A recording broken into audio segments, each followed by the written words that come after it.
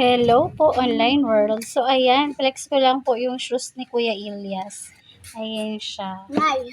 But, there's something, oh, ayan, oh.